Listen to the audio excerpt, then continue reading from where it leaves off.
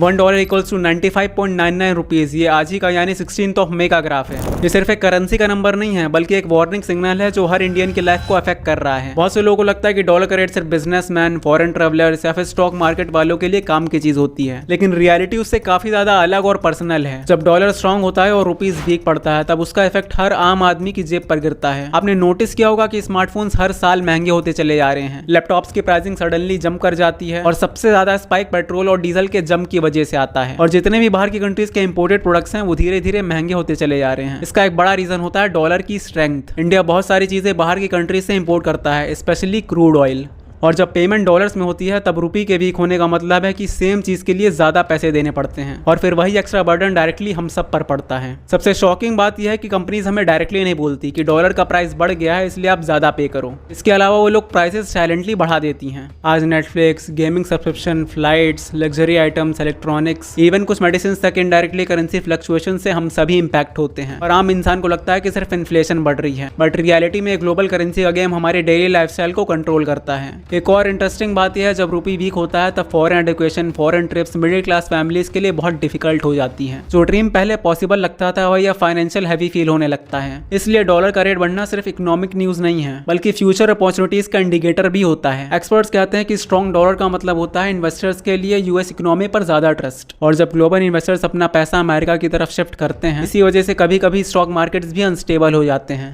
लेकिन शॉकिंग बात यह है कि इंडिया के आम पब्लिक को ये इंपैक्ट तब फील होता है जब उनका मंथली बजट धीरे धीरे हिलने लगता है, जब ट्रैवल करना एक्सपेंसिव फील हो, जब ग्रोसरी और फ्यूल धीरे धीरे बजट तोड़ने लगे, तब समझ में आता है कि इंटरनेशनल फाइनेंस सिर्फ टीवी न्यूज का डिबेट नहीं था। इन शॉर्ट समझने वाली बात यह है कि करेंसी वॉर्स क्वाइटली चलती रहती हैं और हम जैसे नॉर्मल लोग अननोइंगली उसका कॉस्ट पे करते रहते हैं। एक सिंपल सा नंबर ₹95.99 पर डॉलर, ये कोई एक्सचेंज रेट नहीं है, एक रिमाइंडर है कि दुनिया की इकोनॉमी इंटरकनेक्टेड है और कभी कभी न्यूयॉर्क या वॉशिंगटन के फाइनेंशियल डिसीजंस का इम्पैक्ट इंडिया के मिडिल क्लास घरों पर पड़ता है। दोस्तों इसी के साथ इस वीडियो में सिर्फ इतना ही। आई होप आप लोग को जो चीज़ें मैंने समझाई अच्छे से क्लैरिफाई हो गई होंगी। ऐसे और अच्छी इन्फॉर्मेटिव वीडियोस के लिए चैनल को सब्सक्राइब जरूर करके जाना एंड बेल नोटिफिकेशन को भी ऑन कर लेना ताकि आपको सबसे पहले वीडियो मिल सके।